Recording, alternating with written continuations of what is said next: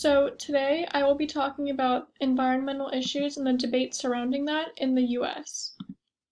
So here's some background information. As climate change has become a lot more prevalent and more of a serious issue, officials have been trying to figure out ways to manage it. So our state, California, sees the severity of climate change mostly because of our fires. Um, so because of this, California created the Global Warming Solutions Act of 2006.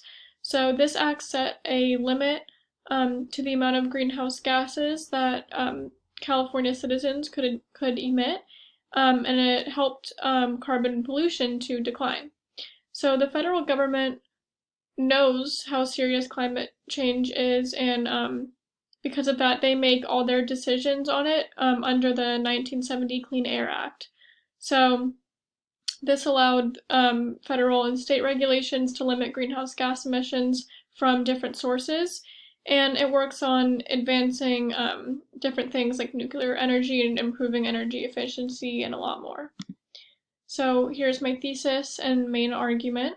Climate change is a very serious issue that the federal government must address immediately using funding, laws, and enacting acts that create a more resilient climate. So for constitutional justification, the Commerce Clause in Article 1, Section 8 works to restrict air and water pollution, and it calls to protect endangered species. The Constitution also gives power to the federal government to regulate climate change. So it sets a limit on the amount of power that both the federal government and state governments have for this specific issue. So I feel like this could be dual federalism because even though they're both playing a role in the same topic, they have separate powers.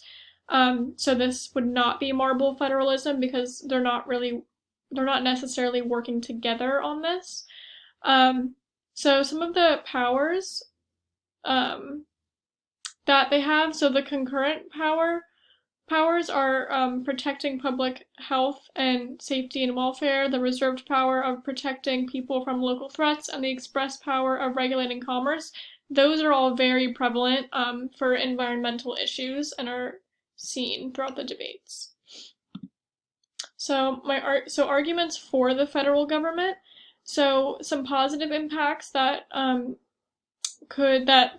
federal government could have if they kind of took charge of this issue is they can put their power into places that states can't.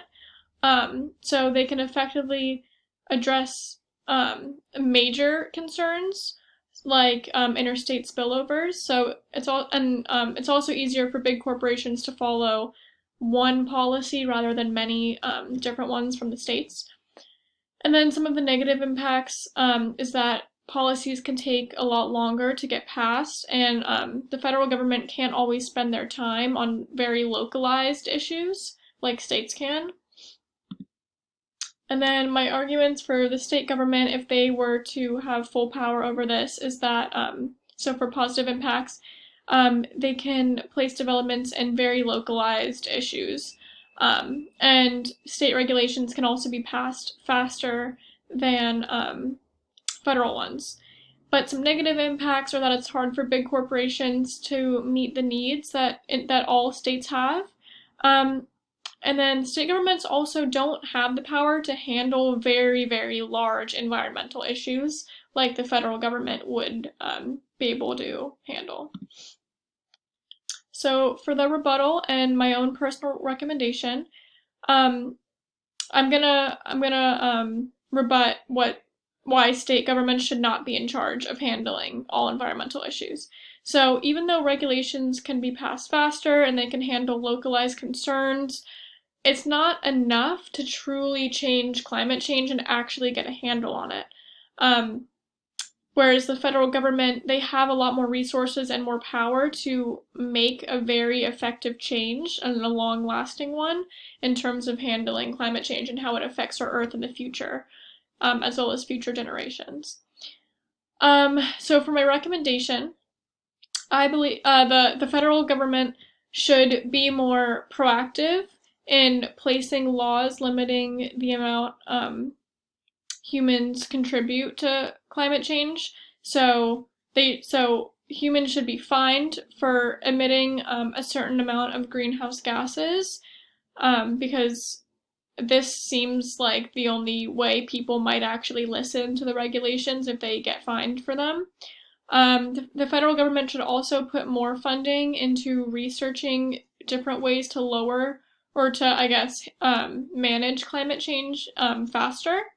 And then federal and state governments should combine their powers to work together on this issue, I think, because this way, on one hand, the federal government, they can handle all the bigger overarching issues for the country as a whole, and provide one big policy for big corporations to follow. And then on the other hand, state governments can handle very localized issues, and then they can meet the needs of each individual state while just still working together with the federal government on different laws surrounding this.